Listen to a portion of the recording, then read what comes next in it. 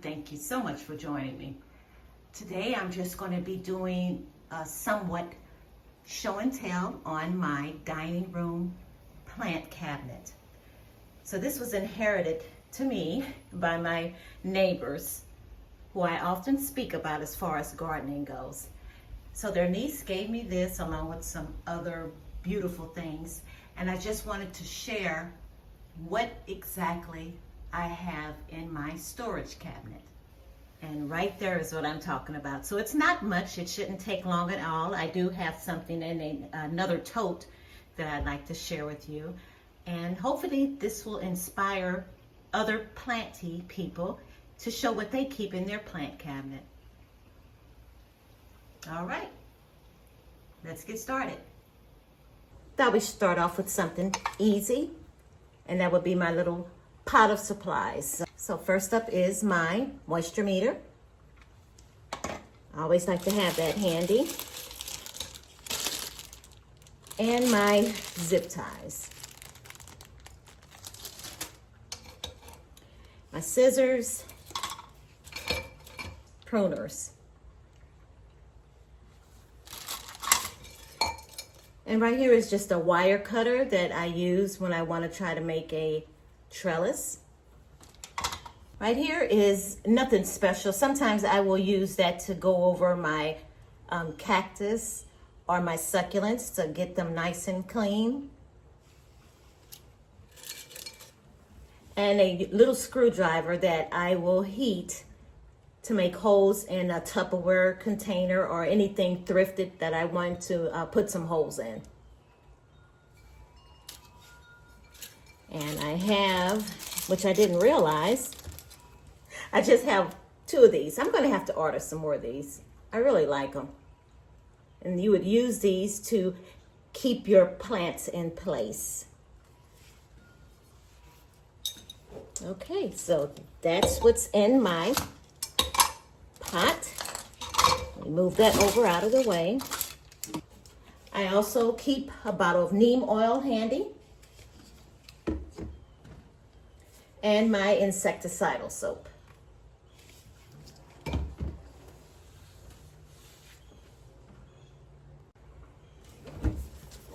Then I have a fresh new bottle. I just bought this yesterday. I like to keep it handy, is the hydrogen peroxide.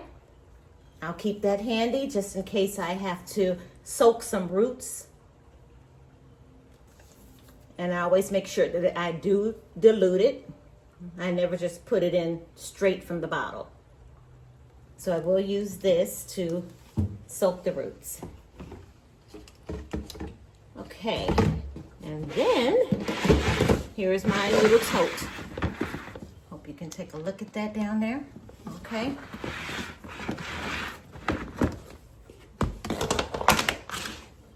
My scoopers.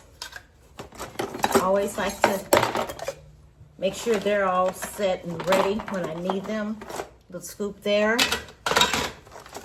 And this is an old makeup brush. I'll use that to dust off my succulents or cactus. And my Hoya mist. And disposable gloves. And another screwdriver. And on occasion, I will use this plant food. It's been a while, but I will use it on occasion. And this is what I use for my plants that are in leca. I always make sure I have that diluted. And they seem to like it. Also, my mosquito bits. And my Houseplant insecticide. I will keep that handy. I have some old towels that I'll use when I'm cleaning my leaves or if I have a spill that I need to get up.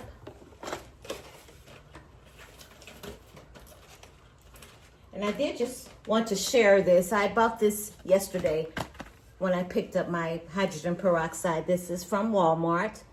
And they are on sale. I got this for $1.75. And they're just some little plant markers. inspirational plant markers. Looks like they're well, you can use them for your regular plants, and one is for probably cacti. So I really like that. The pretty fly for a cacti, you grow girl, staying alive, thirst trap, and emotional support plant. I thought that was really cute. So I'm gonna have to find some plants to put these in. And that's $1.75 at Walmart. Okay, so I thought I'd show you a little aerial view of my tote supply. These are things that I really use maybe often, like once a day. I do have other supplies, like my soaps and things like that, that I keep in another room, only because they're used on occasion. So I do have a little bit more than this, but this is my go-to container. And then here is my pot with my supplies in there as well. And let me just lay my peroxide in there. I probably can get the neem oil and my insecticidal soap, but I will do that later. Here is where I keep my leca. This has been freshly washed and rinsed, so it is clean and ready to go. I got the decals at Dollar Tree, so I just placed them on there. I thought they were really cute. And this is just some miscellaneous things. I wanted to share these cards here. I'm not gonna read them, but I'm just gonna hold them up. I got this from Rolling Ridge, the plant and garden center where I recently was when I showed you a couple of plants. Little note cards. Well, they keep little note cards, and it's for a variety of plants. And whatever you need to know about that plant that you're buying, they will have it written out. Someone hand writes it. Now the back is just some plant placement window guide, and it just shows you all about it. I thought that was really neat. And watering tips, extra tips you might want to know.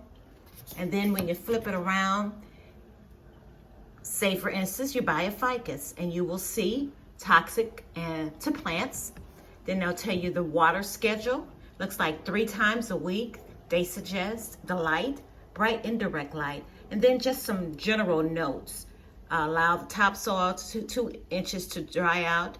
Best near window but not near drafts. Really neat things. I really like Rolling Ridge. Here's some more things about Aglaonema, a little bit about Hoya, your bird of paradise, your Monstera, and this one is about the ZZ. So next time I go, I'm going to pick up some more things on various plants that I would really like to get. Here's my mister. I also keep that there. All right, so let's go ahead and open up the cabinet. Okay, so this is what I bought at Rolling Ridge when I was there last. I did get the Cocoa Core crouton chips, whatever you want to call them, and they were $5, and this is a nice size bag. I believe I will be using a little bit of this when I make some Hoya mixture. And then I have orchid bark, small bag is $5. Again, nice size. So this is just a straight orchid bark. This is not like when you buy the orchid bark mix. So this is how it looks. Looks really nice. I love the bags, and they are reclosable. I did use some of this soil. It was a small bag and it was $3, and I did use some of it. Looks like they have perlite in it, and I will be going back to get some more. Reach in here, and my perlite small bag. And I really like how white and clean it looks. When you buy, or when I buy the regular bag at the big box stores or wherever else, that you can't really see inside until you open it up, it always has little black specks or something in it. But I'm sure it's not harming the plant, and it's not insects or anything, but I just don't like those inside. So I have a small bag of perlite, and this one is from the bag. You might can't, well, no, you really can't see it. So I will be adding that to my container for the perlite. And then I have, this is the succulent mix. And I went ahead and put their little sticker on there because that's where I got it. So I love this mix. It looks nothing. And now this is, they make their own mixes. Let me just back up. They make their own mixes, but they do have other company soils and things of that nature at their store. So I have that. And then I have my pond, which has a little bit of leca inside, and it's been freshly cleaned numerous times, hot water, cold water rinse, all of that done out on my patio. I do not let it run in my drain in the kitchen at all. So that's that. And the regular potting soil, I use the indoor potting mix blended for a wide variety of container plants inside, and this is by Miracle Grow. So I do like that. Put that back in there. And this might be more leca. It's a mixture. It's more leca with a little bit of perlite in it. So I use that as well. And just a regular bag in the corner there. So these are where I keep all of my potting supplies. Things I'm going to use to pot up my plants or make mixtures in. I will leave them right in there. And I just had this card just sitting right over there in that corner. So there you go. I hope you enjoyed my show and tell, and let me know if you plan on showing yours or organizing yours, whichever one. I would love to see that. I'll have my notification on, and I'll see you next time. Thanks for watching.